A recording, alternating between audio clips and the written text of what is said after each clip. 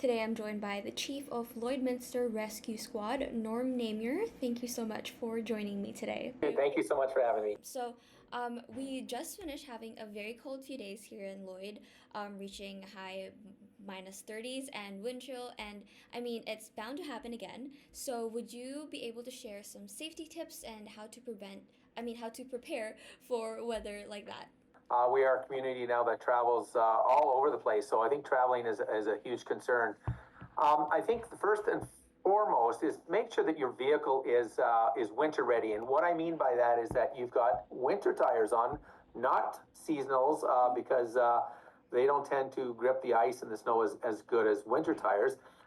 Make sure that you got a full tank of gas before you leave. Make sure that you've got a good battery, and your vehicle is in good operating condition. Also, one big thing that people forget is make sure your wiper blades are good, because if you get some wet snow too, or some blowing snow, and it just starts freezing and you can't get it off, that impairs your visibility. So that's another good important factor to take in. The big thing too, before you leave, what we stated before with the cold weather, it's good to check the forecast prior to your leaving. Not only where you're leaving from, but your destination. So make sure that your destination, in Lloyd it might be great, but in Edmonton or Calgary, if you're traveling, or North Battleford, wherever you're traveling to, might have a different forecast or different weather pattern. So you need to make sure that you're not going to be caught right in the middle of a snowstorm, because that's a no fun thing. So that's one of the things. Make sure your tank is full, your vehicle is full of gas. And prior to your leaving, if you have snow in your windshield, and we see that all the time in the city here, make sure that you brush off your front windshield and your side windows, and especially your back. Sometimes you see vehicles just with a patch big enough to see out of. That's a no good thing. So I think that's one thing that people need to be aware of too, is make sure you adapt to the driving conditions also.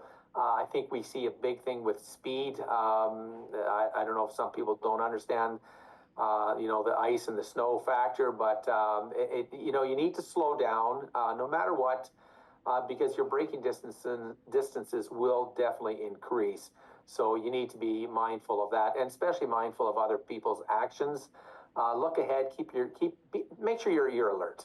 And speaking of like cars and stuff, what else would you suggest are essential items that people should have in their cars, just in case they get stuck or anything car related?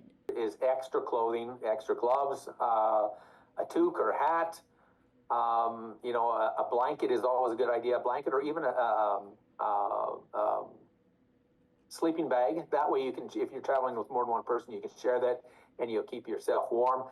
Carry a couple bottles of water, and maybe a bag of, a bag of treats, something that you can nibble on if you do get detained or delayed for 3-4 hours, or maybe a little longer. I always like to carry a shovel in case I'm just off the edge. I can maybe just move some snow around and drive out.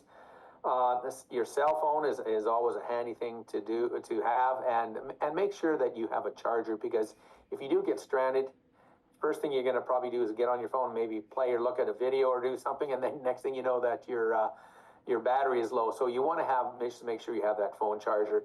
One of the other things I would recommend, if you are traveling, maybe 3-4 hours, and you're traveling to another destination, family destination, make sure that you phone, let them know, hey, I'm leaving right now, and I expect to be there by 6 o'clock. Give them a time frame, and if they don't hear from you, that they can call you back, and then they can just see where you're at, and make sure that you are safe, because sometimes if you get caught in a snowstorm, or you're traveling behind a semi-unit, you might not be able to pass for miles because the snow is blowing. So you want to stay a little further back and just be out of that snow whirlwind kind of thing. And so, are there any other specific concerns or hazards that the rescue squad is preparing for during this time? I think for most of us, we're always ready to go out in any condition, but it is essential that if there is a weather warning specifically for a blizzard or a heavy snowfall warning, I think people need just to make sure that they understand the situation that they could be placed in, and then when they do that, they're putting other people in a bad position too, because then we have to respond. Sometimes if it's a whiteout condition, we might not be able to respond. And not only us, any other emergency, we're talking ambulance or even police. It might take them quite a bit longer to get to scene or get to that accident. So you just need to be mindful of that. And unless there's an absolute need to travel, especially when Environment Canada issues warnings, you just need to stop back and think about what you got to be doing, and it's an absolute necessity to head out in that condition. Oh, absolutely. Thank you so much for Yes. chatting with me today, and stay warm out there. Yes. No. Well, thank you for having me. It's Thank always enjoyable. So hopefully your listeners will adhere to some of the advice. Absolutely. Thank you again, and have a great day. Thank